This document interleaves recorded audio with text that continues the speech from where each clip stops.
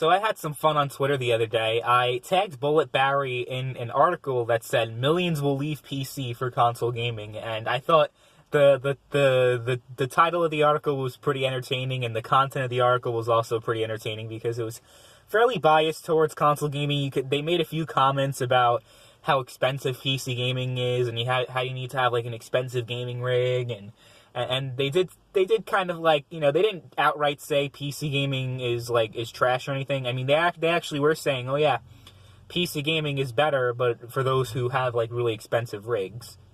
That's you could kind of tell by the way they were slanting in that article. It's from GameBite.com that the folks over at GameBite tend to prefer their consoles over their PC, and hey, that's their own prerogative. But I was ready to dismiss this article completely and be like, okay, it's just some fanboy shit.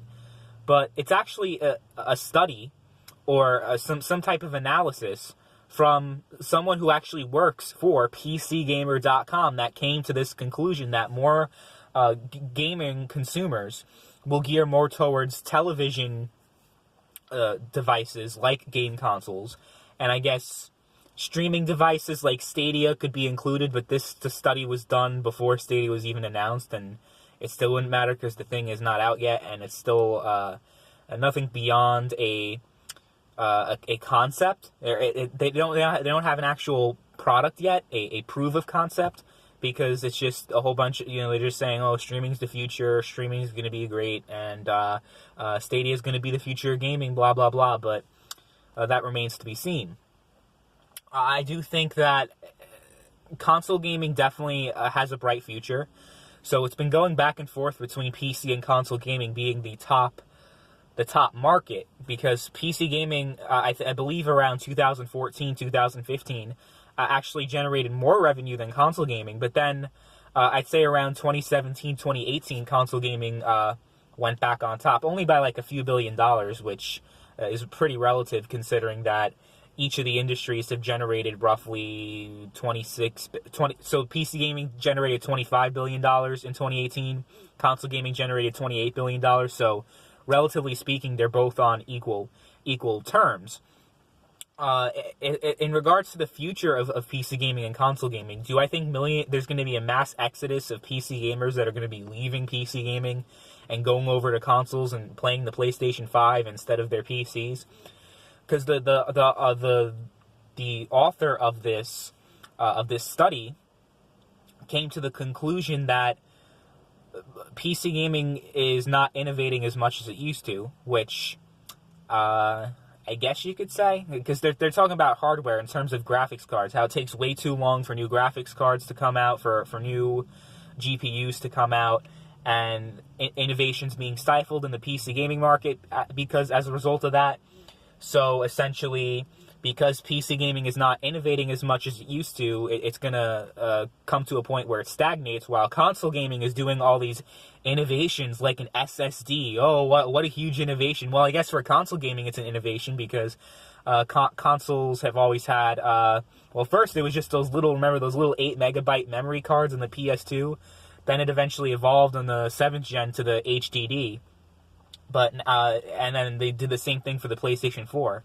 But now, oh my God, we got faster loading times on the PlayStation 5. Welcome to the early 21st century where you actually had fast loading times on games. Every PC game that came out in the 7th, 6th gen that were multi-platform on PC would always load faster. So congratulations to the consoles for finally catching up to PC when it comes to loading times. We're all proud of you. But I want to discuss a bigger theme here. I think the lines between a PC and a console gamer are becoming more and more blurred as the years have went on. So obviously, like when you think of the traditional console experience, right? You think of sitting on the couch, laid back with a controller, with your hand in your pants or whatever the fuck, just chilling and playing games. You're not sitting on a keyboard, and you can also pop the disc right in. There's no complications. Obviously, when the 7th generation, probably in between the 7th generation, when games were just so massive in size, especially with the 360, you couldn't fit all the games in the disc. So you ended up actually having to install games just like PC gamers, although it's not as bad because it installs straight from the disk and you don't have to download over the internet. But, well, then again, in a lot of cases you do. You have these big day one patches that some of them, I remember, what was that game that came out not too long ago where the day one patch was 80 gigabytes? The day one patch was 80 gigabytes. Like, these people, like, do these studios not know a damn thing about compression and keeping files at a reasonable size? But on PC gaming, I guess it might not be as big of a deal, but with consoles, that's a long time, especially since, you know, you have these mostly casual people. And I know a lot of people where I live in a, you know, fairly rural location, they do not own a gaming PC for the sole reason that they cannot download games. They have this shitty satellite internet called HughesNet, which essentially so the way that the technology works, it's pretty primitive and it's not very efficient. So it's a satellite up in space, right? It's like I forget how many miles up, 25,000 miles is just a rough estimate. Maybe it's a little bit more, maybe it's a little less, but you get the picture. It's a lot of mileage, and you have a satellite dish hooked up to your house, kind of like a Dish Network or DirecTV. If you guys know about satellite TV, I'm sure every one of you, no matter where you live or no matter where you've ever been, you've seen a house with a satellite dish or a restaurant with a satellite dish for television or something. But they also got that for internet for unlucky bastards like me who live in the middle of nowhere that have no other option, that the only thing they could do is get this shitty service because the cable companies won't go out and serve you. So you're stuck with this shitty satellite company that, first of all, they're a total scam. HughesNet is a total scam, and I might talk about them later in another video, but needless to say, even, if you're not being scammed and everything's being delivered as advertised, which in a lot of cases it's not, you're still in a scenario where satellite, if you're a gamer, satellite internet is a no-go. The ping is about, the lowest ping you'll have is about 1,000. So if you're trying to play an online game, good luck. And if you're trying to download a game, good luck, because you have data caps and the data is always fluctuating depending on what time of day it is and the volume of users on the satellite. And the tower in space it can get congested, and you end up, even if you haven't reached the data limit, you run out of data pretty quickly. So yeah, a lot of people are around where I live because that's the option.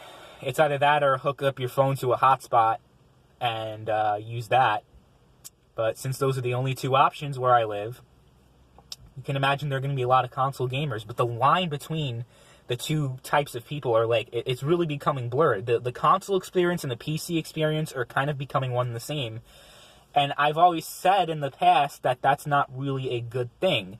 I mean, sure, obviously, who's going to complain about having an SSD?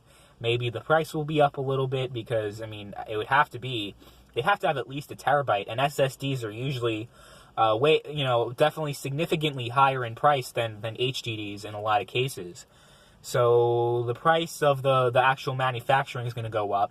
If the PlayStation 5 is $500 at launch, I don't think this study is going to actually materialize, because the whole thing about console gaming is the affordability. You have people who are still just getting into console gaming who just purchased the PS4 not too long ago, and the fact that you'll be able to play the PS4 games on the PS5 is kind of going to a little bit negate the need to own a new console if you could just play your old games anyway, and those games are probably going to stay relevant if we have backwards compatibility, because with backwards compatibility, developers are more incentivized to continue supporting the game long after the generation ends.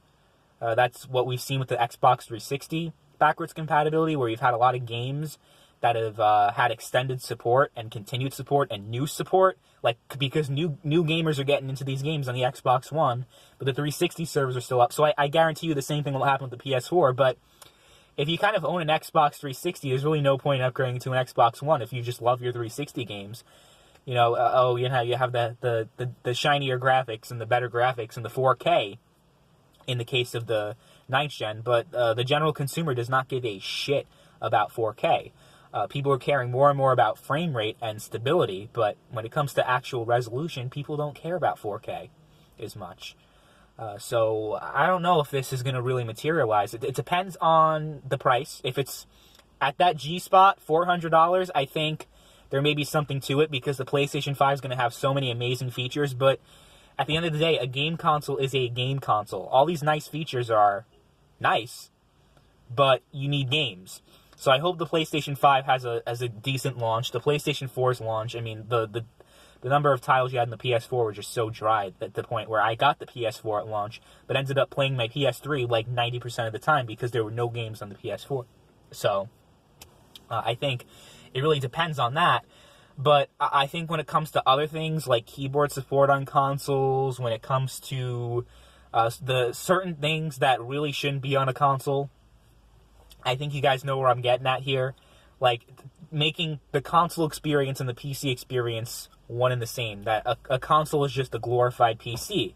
And I mean, I guess it's always been a glorified PC in the sense that it's just a computer with, specific hardware specifications and specific software, like the PlayStation software that, is locked and closed and not open source.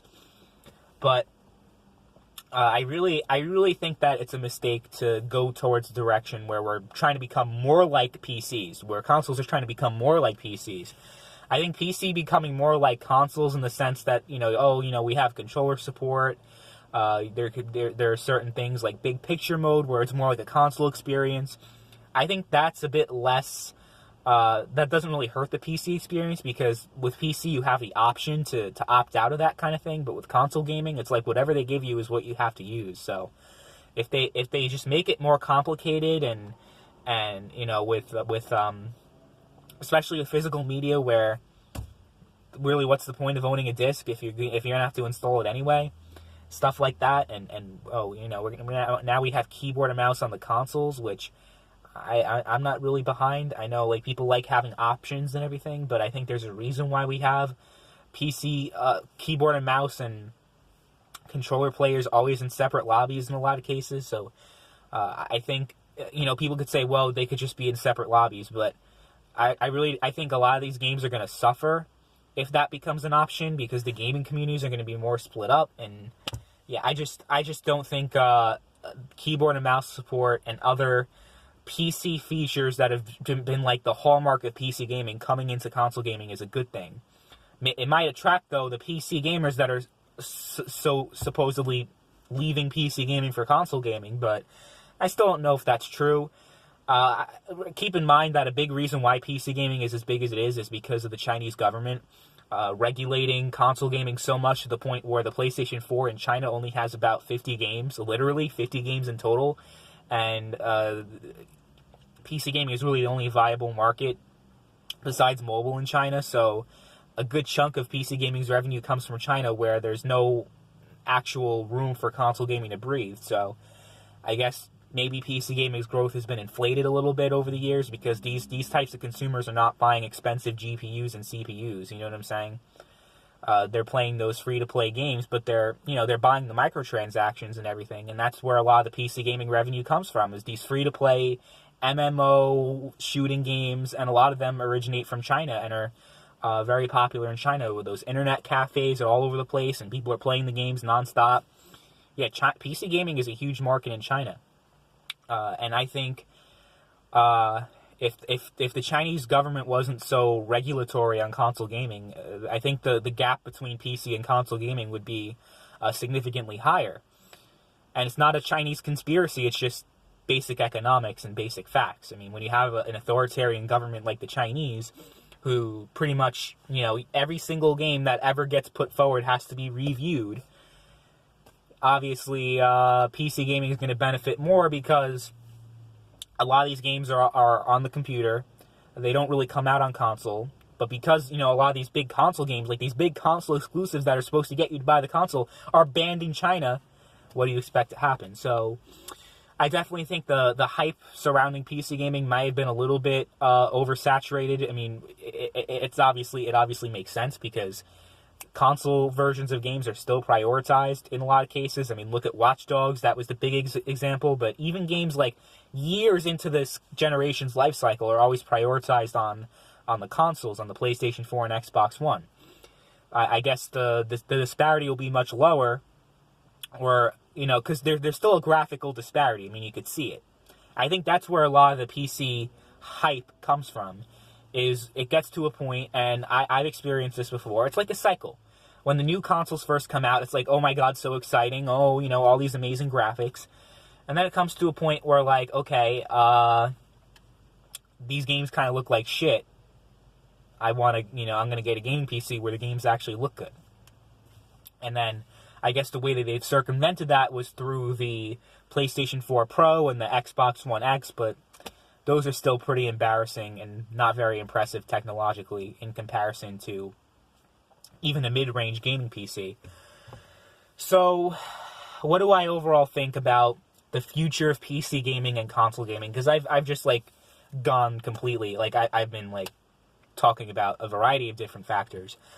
I think the line between being a PC gamer and a console gamer are going to become more and more and more blurred as the years go on, and that could be a positive for some people, but a negative for others. But if the differences between PC and console are becoming smaller and smaller, a PC gamer is going to be more likely, at least, to just get a console than to, you know, go all in and get that expensive gaming rig, because they would save money in the long run, if you're not counting the yearly subscription, which, you know, is another thing worth discussing. But remember, Sony subsidizes the cost of the hardware, so you're paying $400 or even $500, but they're still selling the consoles at $100, $200. With the PS3, which launched for $600, it actually cost them $900 to manufacture. So sometimes they sell at a $300 loss. Sony and other console manufacturers, with some of their consoles, they actually make they don't make money off of the hardware. They make more money off of the software and the digital marketplace, and, you know, even physical marketplace in a lot of cases, especially with the Switch, where physical market is, like, huge. So overall, I think, especially with the new Xbox, it's going to be integrated PC and console gaming more than we've ever seen before, where the difference between playing Xbox on PC and Xbox on the actual Xbox are going to be much smaller, because you're going to have full mod support on the new Xbox. I think Microsoft's going to take a complete open approach to their new console. You're going to have full mod support, like Fallout 4, but completely, like, you know, every game. So they did that with the Xbox One with Fallout 4, but I think any game that has mod support will have it on the Xbox, the new Xbox. And I think they're going for that full PC console integration. That's what Microsoft is going for, I think. I think they're going to do what the Steam machine failed to do, and to integrate those two communities into one. I think that's what Microsoft's end goal here is. So I think when we're talking about PC versus console gaming, I think the debate is going to be different. I think we're going to have competition. We're going to have, you know, Sony, we're going to have Microsoft, we're going to have Nintendo, and we're going to have Steam, you know, their stores, and we're going to have all that. But I think what actually distinguishes a PC gamer from a console gamer it's going to be much harder to distinguish between those two groups of gamers, because the PC experience and the console experience are becoming, you know, especially as we approach the new generation of consoles, where you have all these great features like backwards compatibility, SSD, so faster loading times, and potentially mod support. You know, those were key features that set the PC apart from the consoles, and made the PC the definitive gaming experience. So if consoles able to snag some of those features, then that might be, you know, that might be a game changer, and maybe there will be a mass exodus of PC gamers, because, well, then what would be the difference between being on a PC or being on a console at that point? I don't know. Let me know in the comments what you think. It's a very interesting discussion to have, and I want to know what you guys think. Do you think that PC gaming is going to decline, or at least it's going to be different? You know, like how we define PC gaming and console gaming as two separate experiences. Is our way of looking at things right now, where you have the Bullet Barrys and the Top Hats and Champagnes, whose YouTube channel was sadly terminated not too long ago, which is a damn shame, because all those videos that he made on me that were pretty funny, you can no longer see. So that's a shame. I feel bad for Top Hats. I know he makes most of his money off of the streaming now, but But Bullet Barry, Top Hats, Rags, Fritanga, all those other PC guys talking about console peasants and everything, is the way that we're all looking at the industry right now going to change significantly within the next 2 to 3 years? I think the answer is yes. I think there will obviously be a console and a PC, and you can choose like what you want to do. But I do think that the lines are going to be more blurred, and the two communities are going to be closer together than they've ever been come next generation. Mark my words. That's what I think is going to happen. So, is this study completely inaccurate? No. I think, there are plenty of reasons to be optimistic about the future of I guess you could say television gaming, as the study reported it, because they didn't specifically say consoles, but they really implied consoles. Like, people are going to be playing more on a television, playing their games more on a television than on a monitor. So what else would that mean? Some shitty streaming service? Probably not. I don't think Stadia really is going to materialize, and these streaming services are actually going to take off and become the future of gaming. No, I think the future of gaming has a lot to do with console gaming and PC gaming both coming to a point, like kind of merging together in a way where the difference becomes more and more meaningless, and the overall gaming experience, no matter what you decide to play on, whether you decide to play on a computer or a console, you're really getting a much better gaming experience than you had ever before. And I truly think that there's reason to be optimistic about the future of the gaming industry. And I've been talking for way too long, almost 22 minutes. So I gave you guys a nice and long video. You guys are not going to see me for a while. I got my birthday this Friday. I got 5 finals coming up in the next week. I have a 10-page paper that I still need to finish today. So that's going to be fun. I got a lot on my plate. I'm going to try to make a video within the next week. I'm doing some work with Bullet Barry very soon. So, I got some nice YouTube stuff planned. I didn't completely forget about my channel. So, some stuff to look forward to. But, yeah, let me know what you guys think in the comments down below. If you agree or disagree with my interpretation of things, and what you overall think about the future of PC and console gaming. Anyway, thank you guys for watching, and I will see you later. Bye.